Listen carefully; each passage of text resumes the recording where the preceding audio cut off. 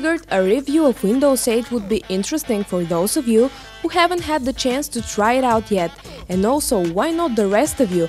I bet you can still learn new things about its features. So let's start.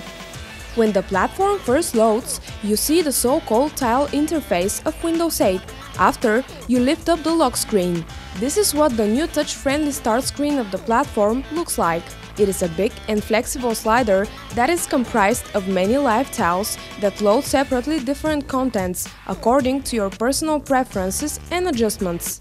You can put, replace, change and move tiles as you wish. It is also possible to move a whole group of tiles and rearrange it.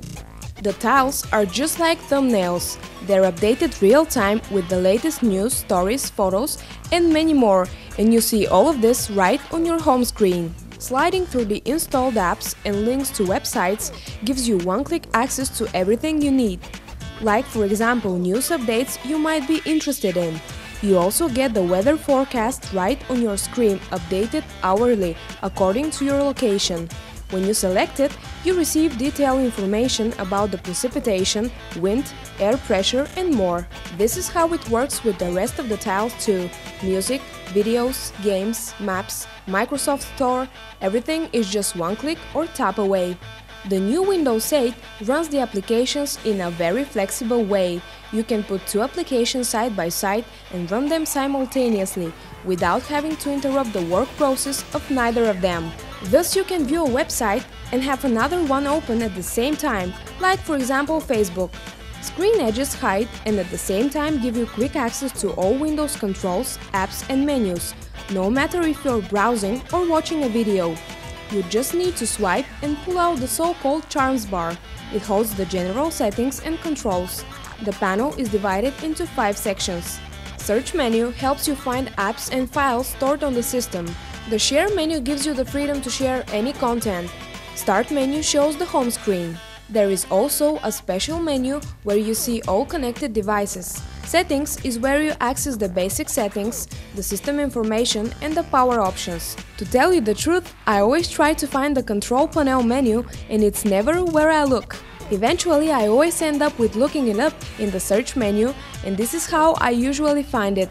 When there is a browser open, swiping the screen browses through all the currently open tabs on the browser. What we found really handy, for example, is when you play a video on YouTube and switch to another tab, the video pauses automatically and plays back when you return to that tab. If you pull the menu from the bottom edge when in the browser, the address bar appears and on top you see all the currently open tabs. The second environment of Windows 8, if I can call it this way, is the well-known from the previous platforms desktop mode. The major difference from what we already know is maybe the absence of a start button. It was actually where you could find anything in one place. The charms bar and the rest of the controls stay active in desktop mode, taking the functions of the start button. The rest of the right-click commands and menus are still available, but initiated by touch commands. And still, after so many encounters with the new platform, I still reach down for the start button. I miss it mainly because it gave you access to anything in one place. Now, with so many menus popping out from different angles and edges, it could be frustrating at times not knowing where to look for a certain thing. Or that's probably because we're just too used to doing it the old Windows way. Is that really so? Or Windows 8 really brought to the users frustration and difficulties instead of flexibility? Tell me, what do you think?